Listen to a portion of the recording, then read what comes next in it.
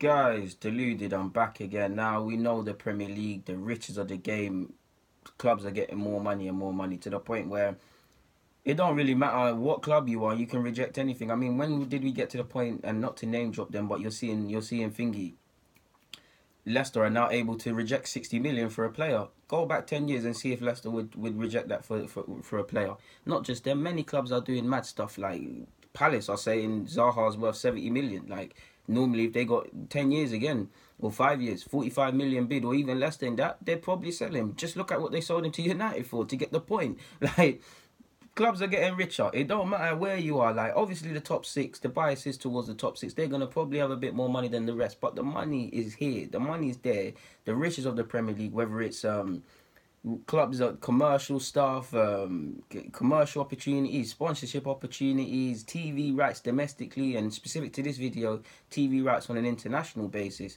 Now, why I say that is because the international TV broadcast revenue has been changed. I'm sure you've all seen the articles, to the point where, in a nutshell, and the best way to explain it, the higher you finish up, I can't remember it specifically, but I believe it's up until a point, I believe 8th or 7th, I can't remember, and it might not even be right, so don't quote me, but um, up until a certain period or a certain point, in a nutshell, the higher you finish, the more money you get, rather than it being distributed equally. And I get both sides of it. Obviously, you want it to be distributed equally. I mean, you're all Premier League, but by the same token, I know I support a team that's part of the top six, and I'm not trying to sound better than anyone or any of them sort of things there, but we need to be honest. The top six are bringing more attention, more viewers, more retainership. They're bringing that more to the Premier League.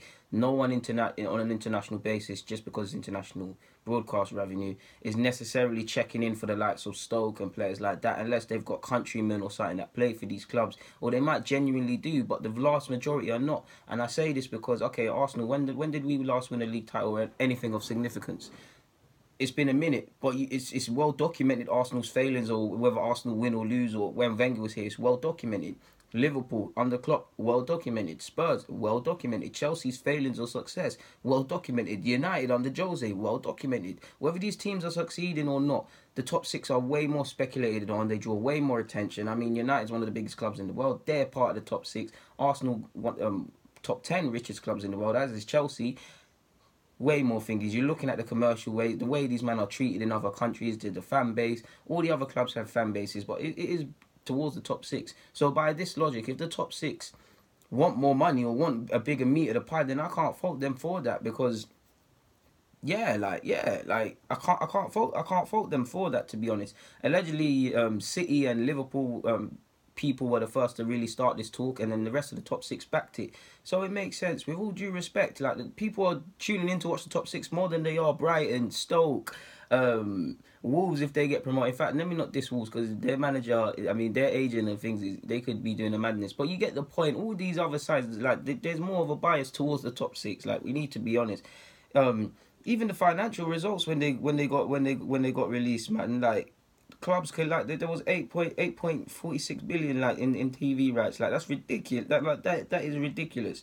Like, the top six are clear the way. I mean, all you got to do is look at Spurs. They're sixth. Their revenues trumped Leicester's, who were seventh, and a big part of, I believe they got an extra 70 million, Leicester, in terms of commercial revenue.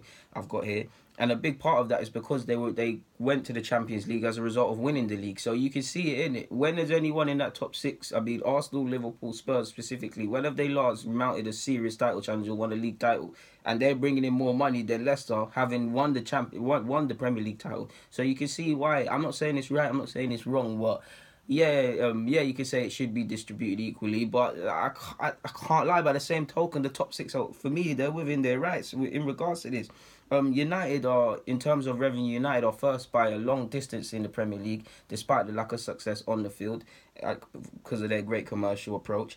City was second. So by that logic, they're within their rights, man. And if we just look on Amazon, I know you guys have seen. We're moving on from this now, but I told you guys, the future is international. I mean, international is digital. It's going out there, man. Like, you're seeing it. It's gonna get to a point where, someone told me NBA do this, where you can buy some sort of season ticket or pass, and it just gives you access to watch all your club's games. Football need that, man. Whether it's 3 o'clock, 5:30, 12:30, 1:30, I should be able to watch Arsenal. Like, not keep asking for streams and stuff.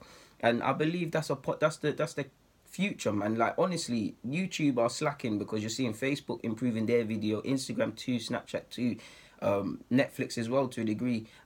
Amazon is not missing the ball on this. So to a point, it's gonna be online. Like, Amazon are smart because they could be the one-stop shop for everything, as well as what they are the one-stop shop for already. But they could potentially have, you see, they've got documentaries on their partnerships with City. They could continue doing that. They could continue bringing in exclusive content, exclusive insight, previews, post reviews. There's scope for them even to bring in presenters and things like that. Like, it's gonna be big in my opinion. Like, it's baby steps. They've only secured 20 matches from the 2019 season, so that's one round of midweek, and I believe the bank holidays. And interestingly enough, I believe on that bank holiday, Amazon will be the only place you can actually see Premier League football. So if you imagine if you haven't got Amazon Prime or an Amazon account, you're gonna need Sky Sports, assuming you do it legitly. Sky Sports, costly. BT, costly. Now you're gonna need Amazon. So you're now gonna need 3 different sources like to watch football or watch the Premier League properly. Surely a government watchdog has to crank down on this, because the clubs are getting richer, wages in general in life are getting smaller, fans are being, they'll always go and buy the tickets and things because it's fans at the end of the day. But something needs to be done, Carl, between BT, Sky Sports, Amazon, season tickets, T-shirts, club shirts. It's ridiculous. It's a madness. Like, it's an actual madness. Like, I'm looking forward to seeing how Amazon approach this, to be fair, because I do believe there's a lot of potential in this space. I told you guys the future is online, digitally. Like, the future is internationally. I'm just going to say that again. I had a mayor earlier, so I'm going to say it again so it sounds normal.